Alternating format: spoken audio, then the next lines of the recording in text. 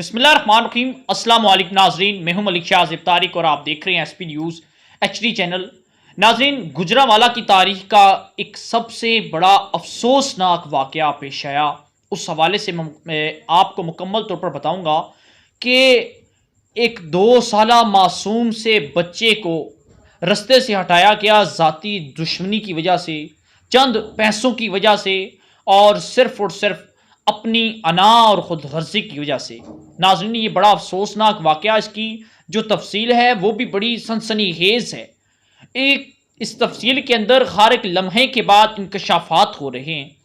अभी तक पुलिस जो है वो भी इसके ऊपर भरपूर तफ्तीश कर रही है। ये वाक़या क्या है, इसकी कहानी क्या है, इसमें 2 साला बच्चे को कैसे रास्ते से हटाया गया, मुकम्मल तौर पर अपने इस प्रोग्राम में आपको बताएंगे। लेकिन उससे पहले मैं रिक्वेस्ट करता हूं आपसे कि वीडियो को लाइक कर दें, चैनल को सब्सक्राइब करके बेल आइकन के बटन को प्रेस कर दें ताकि हर आने वाली अपडेट आप तक बआसानी पहुंचती रहे।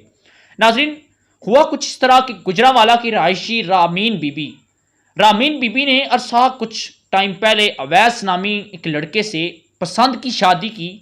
अवैस नामी लड़के को ये बताया कि मैं बहुत ज़्यादा अमीर हूँ, बहुत ज़्यादा मजबूत घराने से ताल्लुक़ रखती हूँ, करोड़ों अरबों रुपए की जायदाद है। और जब पसंद की शादी हुई तो अवैस ने भी अपने घर वालों को और रामीन ने अपने ससुरालियों को ये बताया कि मैं वाकई बहुत ज़्यादा अमीर हूँ। खैर, सब ने इत्माद किया इसके ऊपर। इसके रहन सहन का तरीक़ाकार, एक स्टाइल ऐसा था कि हर बंदे को यकीन हो जाता।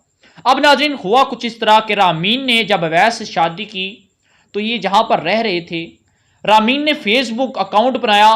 वो फेसबुक पे इस्तेमाल करती थी और अचानक फेसबुक पर उसकी एक लड़के के साथ दोस्ती हो जाती है जिसका नाम सरफराज मलिक बताया जा रहा है। अब ये सरफराज मलिक कहाँ का रहायशी है? जहां पर रामीन बीबी का घर है, उस घर के साथ ही सरफराज मलिक का घर भी है। यानी कि मतलब कि पड़ोसियों के दरमियान आपस में रिलेशन कायम हुआ, फेसबुक दोस्ती हुई। वो दोस्ती जो है आहिस्ता आहिस्ता करके तकरीबन मोहब्बत की किसी दहलीज पर पहुंची। इनके दरमियान ये भी बताया गया कि सरफराज और आमीन बीबी के दरमियान कोई आपस में कोई ऐसे मरासम थे, ताल्लुकात भी थे। लेकिन उसके बाद रामीन बीबी और सरफराज के दरमियान ताल्लुकात में कोई कशीदगी पैदा हुई, जिसके बाद सरफराज ने रामीन बीबी को छोड़ दिया। और रामीन बीबी को इस बात का बहुत ज़्यादा गुस्सा था, दुख था कि आखिर सरफराज ने उसके साथ ऐसा क्यों किया है। हालांकि रामीन बीबी के ससुरालियों को, उसके शोहर को सरफराज और रामीन के ताल्लुकात के बारे में कुछ अंदाज़ा ना था। अब नाज़रीन, इसमें एक चीज़ बड़ी ख़ास आ जाती है। मैंने पहले भी बताया था, रामीन ने जिक्र किया कि मैं बहुत ज़्यादा अमीर हूँ।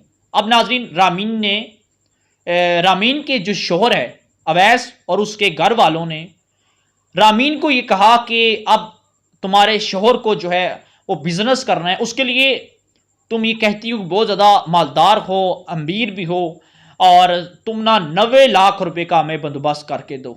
मतलब कि एक प्रेशर भी था उसके ऊपर और एक डिमांड भी थी कि ससुराली उसको कह रहे हैं, उसका शोहर ये कह रहा है कि तुम मुझे 90 लाख रुपए दो ताकि हम एक बिजनेस शुरू कर सकें। अब नाज़रीन, हुआ कुछ इस तरह, रामीन जो थी वो बुरी तरह फंस चुकी थी क्योंकि वो अमीर नहीं थी। सिर्फ और सिर्फ उसने ढोंग रचाया कि वो बहुत ज़्यादा अमीर है। नाज़रीन, यहां पर बात एक और आ जाती है। एक तरफ रामीन के ससुरालियों ने 90 लाख रुपए की डिमांड कर दी रामीन से, दूसरी तरफ सरफराज के साथ इसके ताल्लुकात थे और वो ताल्लुकात भी ख़त्म हो चुके थे, कशीदगी पैदा हो चुकी थी। एक तरफ रामीन ने 90 लाख रुपए देने थे, दूसरी तरफ सरफराज से बदला भी लेना था क्योंकि उसने इसे छोड़ा क्यों।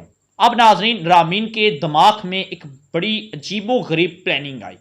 उसने किया क्या, उसने सरफराज से बदला लेने के लिए सरफराज का 2 साला बेटा अब्दुल हादी जिसका नाम है, उससे ये अगवा करवाती है अपने भाइयों की, जो है ना वो कहने पर, ये भाइयों को उसने बोला तो उन्होंने अगवा कर लिया अब्दुल हादी को, उसके 2 साला बच्चे को।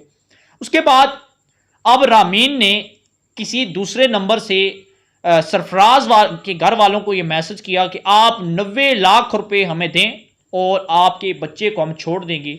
उसने ये कोशिश की ताकि मुझ पर शक ना आए।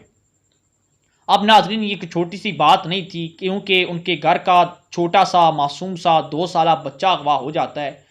उन्होंने पुलिस को कंप्लेन नहीं करनी थी, क्योंकि रामीन बीबी की तरफ से ये धमकी दी गई थी, अगर आपने बताया तो हम आपके बच्चे को मार देंगे। लेकिन खैर उन ज़ालिमों, दरिंदों और ऐसी खातून, मैं इसको खातून का नाम तो नहीं दूंगा और ये खातून के कहलाने के काबिल भी नहीं है, इसने किया क्या?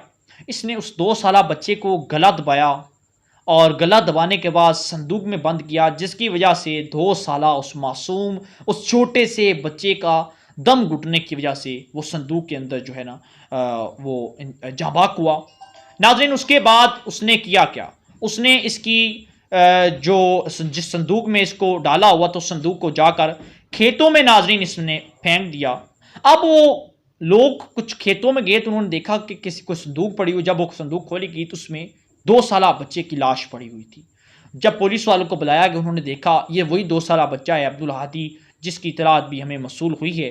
खैर पुलिस वालों ने जब वो अब्दुल हादी की डेड बॉडी उनके घर वालों के हवाले की, तो उनके घर में क्या मंजर हो सकता है, ये आप लोग खुद सोच सकते हैं, बयान कर सकते हैं, क्योंकि आप भी इंसानियत का दिल रखते हैं। लेकिन नाज़रीन, अब जब पुलिस ने तफ्तीश का दायरा आकार किया, उसके अब्दुल हादी के बेटे वालिद से जब ये पूछा कि आपको किस पर शक है, तो उसने भी साफ साफ ये कहा कि मुझे रामीन बीबी के साथ मेरे उसके साथ ताल्लुकात थे, मुझे उसी पर शक है कि वो ही यही घटिया किस्म का काम कर सकती है। खैर नाज़रीन, उसके बाद पुलिस ने सबसे पहले किया क्या, रामीन के भाई को गिरफ्तार किया। रामीन के भाई ने ये इंकशाफ किया कि रामीन के कहने पर मैंने उसे अगवा किया। अब नाज़रीन, रामीन को भी पुलिस ने गिरफ्तार कर लिया है। यहाँ पर 90 लाख की जो कहानी थी वो तो ख़त्म हो गई, क्योंकि अवैस और उसके घर वालों को पता चल चुका था कि रामीन सिर्फ और सिर्फ धोखेबाज औरत है, इसके पास कोई दौलत नहीं है, इसने हमें भी धोखा दिया। दूसरी जानब जिस शख्स के साथ इसके गैर मुनासिब थे, ताल्लुकात थे, नाजायज़ ताल्लुकात थे, सरफराज मलिक के साथ, उसके बेटे को भी इसने अगवा करके अपनी ज़ाती खुदगर्जी और जो है ना वो दुश्मनी की और जो ज़िद थी उसकी, वो भी इसने ख़त्म की, उसके बच्चे को भी कत्ल कर दिया। खैर यहाँ पर कहानी ख़त्म नहीं हुई, लेकिन नाज़रीन पुलिस ने रामीन बीबी को अपनी कस्टडी में लिया और पुलिस का ये कहना है कि रामीन बीबी के साथ हम तफ्तीश कर रहे हैं, मज़ीद अपने अभी इसने और इंकशाफात करने के आखिर इसके पीछे कौन है, इससे ये करवाता कौन है, इसकी ये इतनी बड़ी प्लानिंग का इसके साथ सिर्फ उसकी भाई तो साथ नहीं दे सकता, कौन ऐसा शख्स है जो इसके साथ साथ दे रहा है। खैर नाज़रीन, ये गुजरांवाला की तारीख का सबसे बड़ा होलनाक और एक अफसोसनाक तरीन वाक़या था, जो जब मैंने देखा तो यकीन माने कि मैं ज़रा खुद दिल से मैंने घबराने लगा कि यार इतने ये इंसान हैं कि छोटे छोटे मासूम बच्चों को, जिन्होंने अपनी इस माशरे में आंख खोली थी, जिनका कोई कसूर नहीं था, अपनी ज़ाती या नाम, दुश्मनी, खुदगर्जी, लालच के बायस ये लोग छोटे छोटे मासूम बच्चों को कत्ल कर देते हैं। कभी अपनी हवस की वजह से ये मासूम बच्चे अपनी जानों से हाथ धो रहे हैं, तो कभी ऐसे मरासमों की वजह से, ऐसी दुश्मनियों की वजह से मासूम बच्चों को अगवा करके उन्हें ख़त्म कर दिया जाता है। तो कभी ऐसे ही मासूम बच्चों की लाशें खेतों से मिलती हैं, कभी नालों से मिलती हैं, तो कभी चौराहों से मिलती हैं, तो कभी किसी जगह लटकी हुई मिलती हैं। आखिर कब तक ऐसा होता रहेगा? आखिर कब तक इन बच्चों के हकूक़ के लिए कोई ऐसी तंजीम आवाज़ उठाएगी? आखिर कब तक हमारे अदारे सोते रहेंगे? और आखिर कब तक ऐसे मासूम बच्चों को जो है वो बेदर्दी के साथ कत्ल किया जाएगा और ज़ाती दुश्मनों के बायस इनका सफाया किया जाएगा? हम अपडेट थी आपके साथ शेयर की। अगर इस हवाले से मज़ीद कोई अपडेट आती है तो वो भी हम इंशाल्लाह आपके साथ शेयर करेंगे। रिक्वेस्ट करता हूँ प्रोग्राम को शेयर किया करें, वीडियो को लाइक करके चैनल को सब्सक्राइब किया करें, बेल आइकन के बटन को प्रेस किया करें, ताकि हमारी हर आने वाली अपडेट जो होती है वो आप तक बआसानी पहुँचती रहे। मिलते हैं फिर प्रोग्राम में, इजाज़त दीजिएगा। अल्लाह हाफिज़।